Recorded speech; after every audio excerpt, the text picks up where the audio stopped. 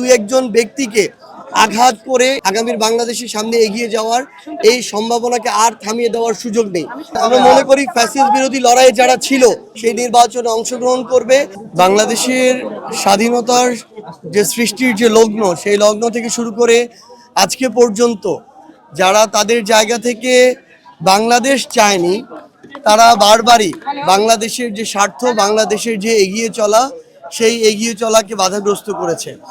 সেই 47 থেকে শুরু করে 24 পর্যন্ত যখনই বাংলাদেশকে সামনের দিকে এগিয়ে নিয়ে যাওয়ার জন্য জন আকাঙ্ক্ষা তৈরি হয়েছে, যখনই একটা বড় একটা মানুষের সমষ্টি তাদের জায়গা থেকে বাংলাদেশকে অগ্রগতির সামনের দিকে নিয়ে যেতে চেয়েছে, তখনই আমরা দেখেছি যে স্বৈরাচারের তৈরি হয়েছে। মানুষের যে ক্ষমতা, সেই ক্ষমতাকে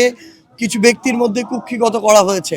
এবং আমাদের অগ্রগতি বাধাগ্রস্ত হয়েছে। কিন্তু আমরা মনে করি যে এই 24-এ 1971-এর পরে এত বড় যে একটি ত্যাগ, এই ত্যাগের পর আমরা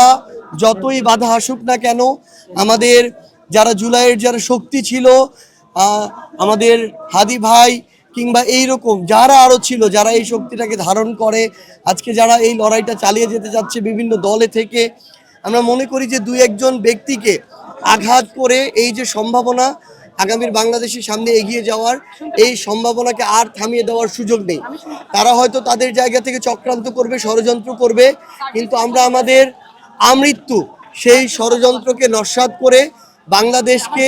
গণতান্ত্রিক উত্তরণের মধ্য দিয়ে আগামীর দিকে এগিয়ে নিয়ে যাওয়ার যে চেষ্টা, আমরা সেই চেষ্টাটা করে যাব। আমরা মনে করি ফ্যাসিস্ট বিরোধী লড়াইয়ে যারা ছিল, তারা সকলে মিলে এই আগামীর বাংলাদেশের যে একটি নির্বাচন হতে যাচ্ছে, সেই নির্বাচনে অংশগ্রহণ করবে এবং সংস্কারের পক্ষে যে গণভোটে হ্যাঁ ভোট, সেই হ্যাঁ ভোট বিজয়ী হওয়ার মধ্য দিয়ে বাংলাদেশের সংস্কারের প্রক্রিয়া সামনের দিকে ত্বরান্বিত হবে।